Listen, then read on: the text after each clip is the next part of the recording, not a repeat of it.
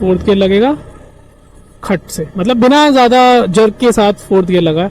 और fifth gear तो आपको पता ही नहीं चलेगा कि कब लग गया। देखिए मेरा हाथ क्लच से छूटा हुआ है, एकदम क्लच को टच नहीं कर रहा मैं, ये फिफ्थ गियर भी लग गया।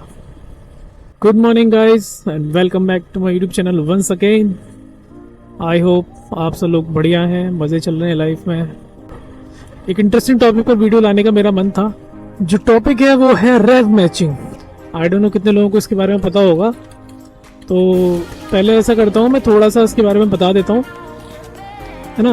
मतलब लॉजिक क्या है इसके पीछे और कैसे होता है और क्यों हो पाता है, उसको थोड़ा सा समझ लेते हैं।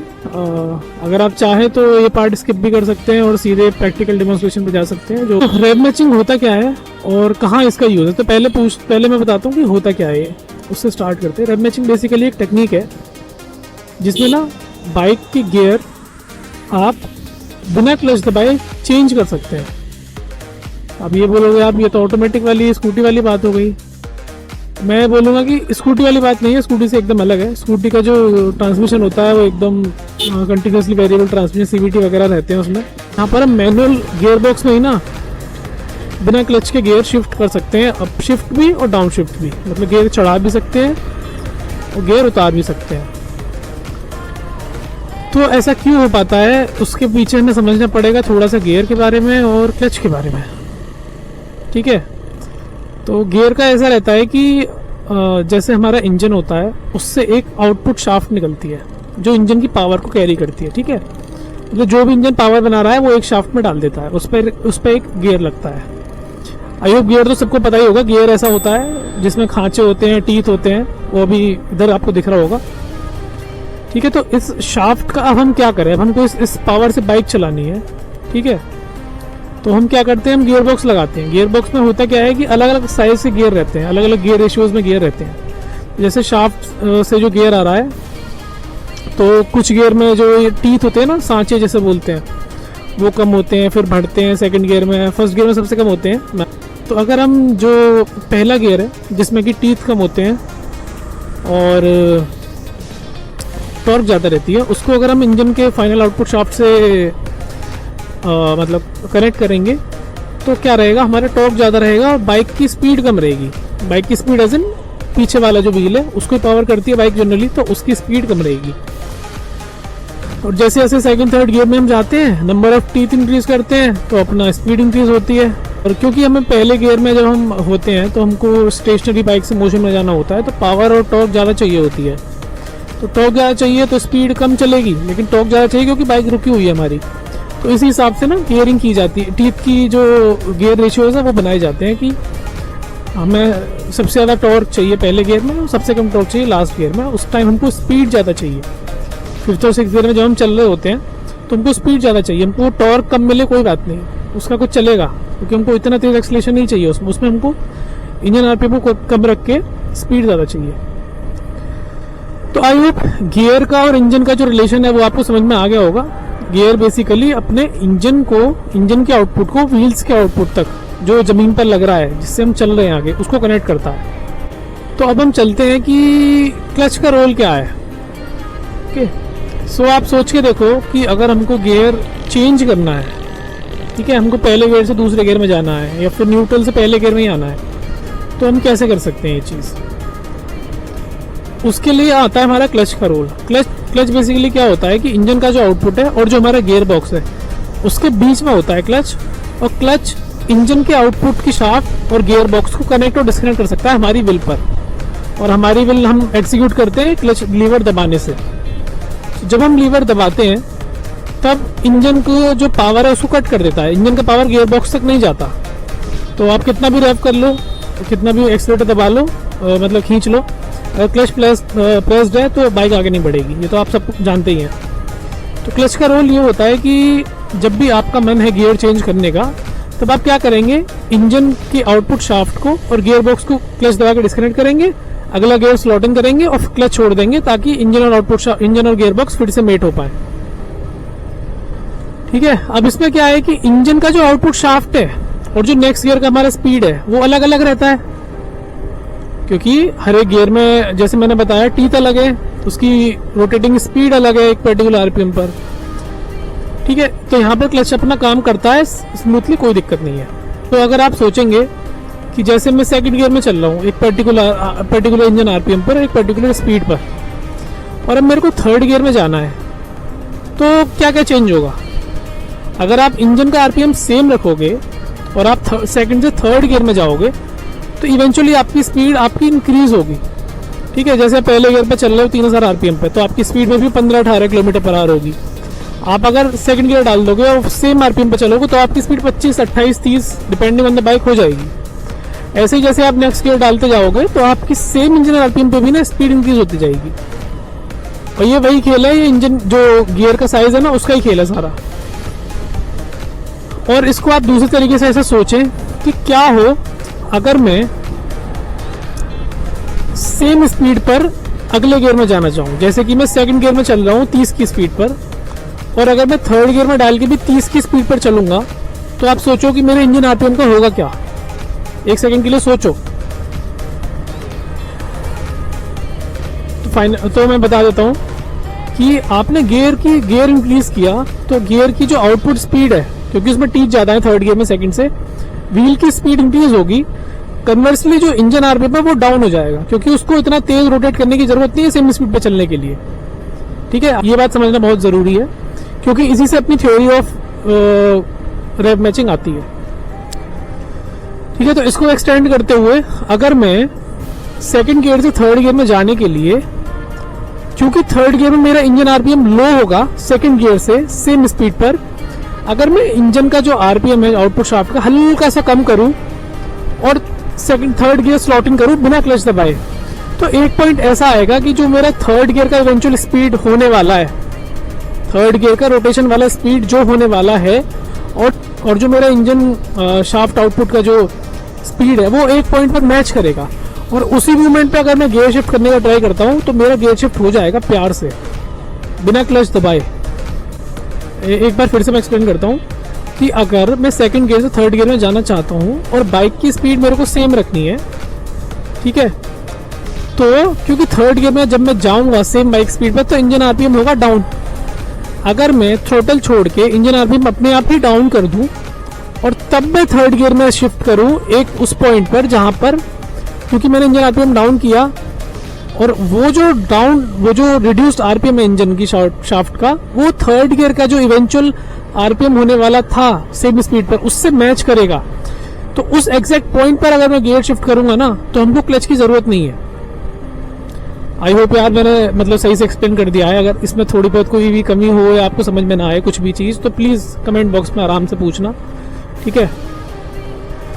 तो ये हो गया अप शिफ्टिंग वाला सीन, ठीक है। और डाउन शिफ्टिंग में क्या होता है, डाउन शिफ्टिंग में हम क्या कर रहे होते हैं, डाउन शिफ्टिंग जैसे हम फोर्थ गियर से थर्ड गियर में जाएंगे तो आपने नोटिस किया होगा, आपकी अगर मैनुअल कार है या बाइक है, बाइक तो मैनुअली होती है, तो जैसे आप फोर्थ गियर से थर्ड गियर में आओगे सेम स्पीड पर तो इंजन आरपीएम बढ़ जाएगा, ठीक है। ये सबने नोटिस किया होगा क्योंकि टीथ कम है उस गियर में, फोर्थ के मुकाबले थर्ड में टीथ कम होंगे तो इंजन को ज्यादा आरपीएम पे चलना पड़ेगा सेम स्पीड मेंटेन करने के लिए।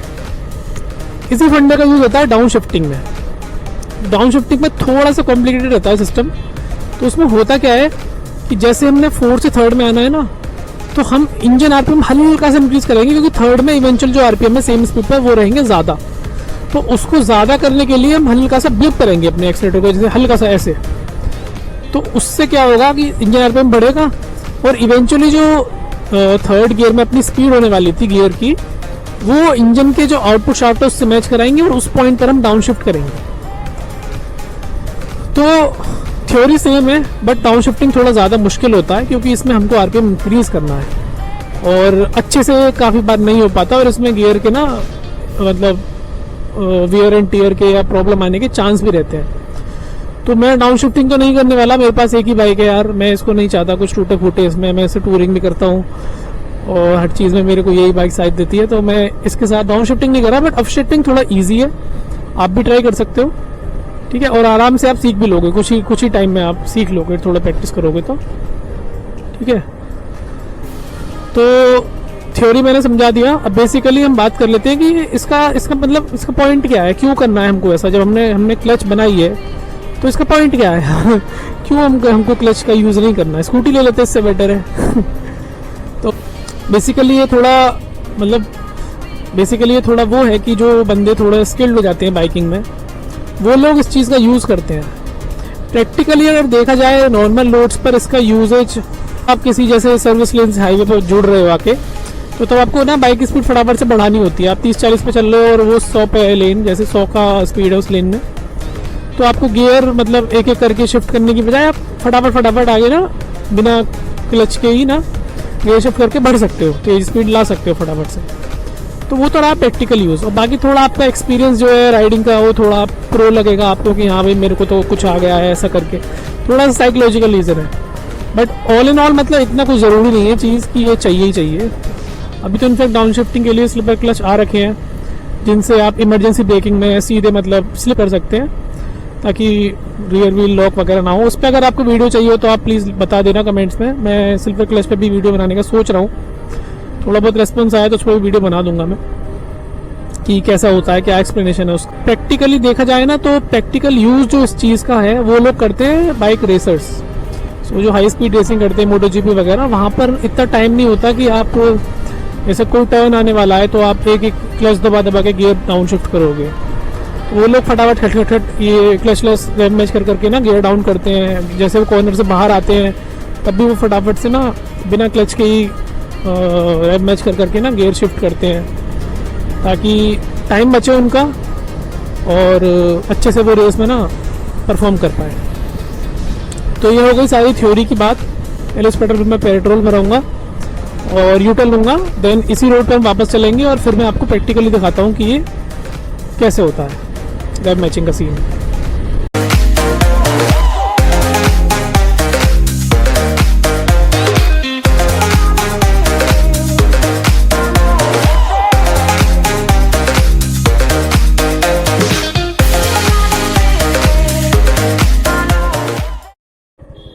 तो अभी हम चलते हैं। अभी हम फर्स्ट गियर में है, स्टेशनरी है। आपको क्लच से तो मैं हाथ हटा लूंगा ताकि क्लच का कुछ चांस ना रहे दबाने का। आपको ध्यान देना है मेरे इनपुट का, थ्रोटल का इनपुट का। जैसे ही एक पर्टिकुलर आरपीएम पे बाइक जाएगी ना तब मैं हल्का सा इसको छोड़ूंगा और तभी मेरा पैर जो है ना वो गियर को पुश करेगा ऊपर अब शिफ्ट करने के लिए। तो तभी आप समझ जाओगे कि गियर शिफ्ट हो गया और वो आपको दिख भी जाएगा। सेकंड गियर के अलावा सारे गियर दिखेंगे, इसमें सेकंड गियर अभी नहीं चल रहा है, दिख नहीं रहा है। ठीक है, तो चलते हैं फिर और करते हैं रैम मैचिंग।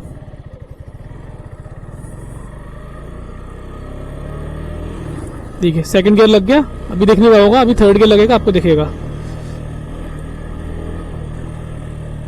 अभी आरपीएम थोड़ा ज्यादा हो गया, ठीक है, थर्ड गियर लग गया। अब फोर्थ गियर लगेगा खट से, मतलब बिना ज्यादा जर्क के साथ फोर्थ गियर लगा है। और फिफ्थ गियर तो आपको पता ही नहीं चलेगा कि कब लग गया। देखिए मेरा हाथ क्लच से छूटा हुआ है एकदम, क्लच को टच नहीं कर रहा मैं। ये फिफ्थ गियर भी लग गया। तो होता क्या है कि मेरी बाइक का जो पर्टिकुलर आरपीएम मेरे को मतलब पता चला है वो ये है कि 4600-700 आरपीएम के अराउंड में मैं अप शिफ्ट कर सकता हूँ विदाउट प्रेसिंग द क्लच। तो उस आरपीएम पर जाकर जैसे 4700-800 पर जाकर मैं इसको थ्रोटल को एकदम छोड़ देता हूँ बहुत ही स्प्लिट सेकंड के लिए, और उसी टाइम पे ना गियर को प्रेस करता हूँ खट से ऊपर की तरफ ताकि उसी मैच स्पीड पर अप शिफ्ट हो जाए।